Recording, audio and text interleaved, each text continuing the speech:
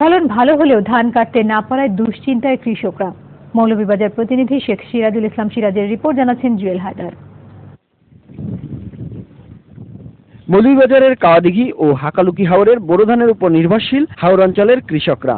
চলতি মৌসুমে এই দু হাওরে প্রায় 20,200 হেক্টর জমিতে বোরোর আবাদ হয়েছে, কিন্তু নতুন ফসল ঘরে তোলার আনন্দ নেই কৃষকের মনে। আগাম বর্ষণের কারণে পাহাড়ি ঢলে তলিয়ে গেছে হাওর দুটির অধিকাংশ পাকা ধান। 2 দিনের মেঘে সম্পূর্ণ ক্ষেত পানির নিচে গেছে, কি পানি পলি আর ছিলে খাইছে, এখন পানি না খাইছে ধান। আমরা গরিব বাতার মতন নাই। আমতে দিয়ে পানিটা বাড়িয়ে যাইছে কি আমরা কৃষক মানুষ, আমরা ধান নষ্ট হইতাম। এদিকে সংশ্লিষ্ট কর্মকর্তা জানিয়েছেন, যান্ত্রিক ত্রুটি, বিদ্যুৎ বিভ্রাট ও জনবল সংকটের কারণে পানি নিষ্কাশন করা যাচ্ছে না। মাঠ পর্যায়ে যেসব কারিগরি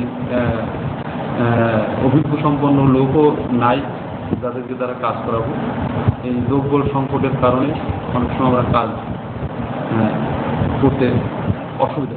জমির পানি দ্রুত নিষ্কাশনের ব্যবস্থা নিশ্চিত করতে জোর দাবি জানিয়েছেন স্থানীয় চাষিরা। ডেস্ক রিপোর্ট, বৈশাখী নিউজ। দেশের বাইরে